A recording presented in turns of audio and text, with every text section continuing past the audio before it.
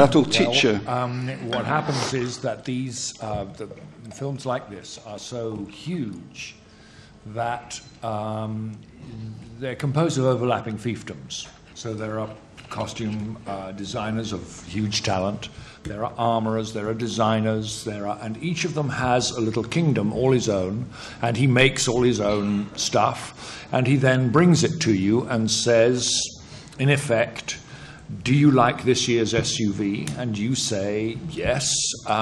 Could we have it in blue? And he will say, absolutely you can, and that's a problem solved.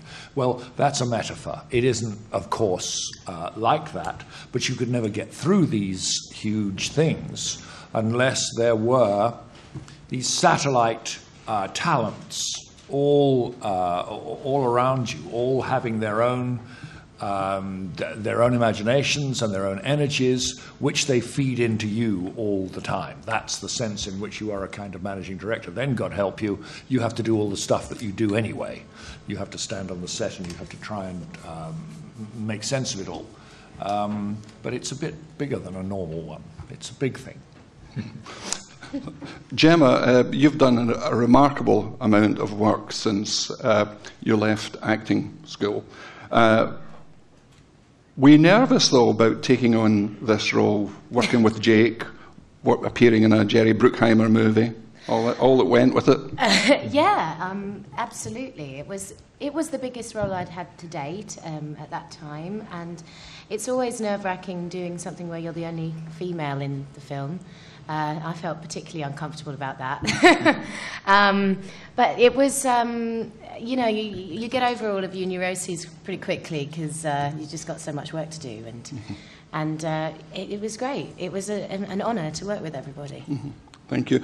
Sir Ben, it's clear that you take every single role that you tackle very seriously. Your preparation is legendary.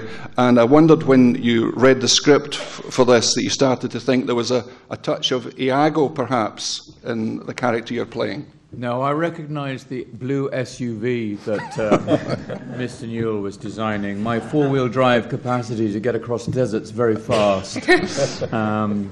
And do handbrake turns. Mike and I, and a lot of us in the cast, did have the bigger picture that Jerry had presented to us. And the beautiful thing about what Jerry presented to us is that it's such a springboard, Jordan and Jerry, that you can actually jump from it as high as almost saying, this is Shakespearean. And because we were given such a beautiful springboard, my wonderfully English, self-deprecating man on my left had an absolute iron control over her journey of purity, his journey towards nobility, and my journey governed by envy and regret. And he kept us absolutely on course because we were changing time zones sometimes twice a day. And sometimes, quite understandably, we'd say, I'm sorry, do I know this or do I not know this? And iron grip here said, no, I'll tell you what you do know, I'll tell you what you don't know, what you have and haven't seen.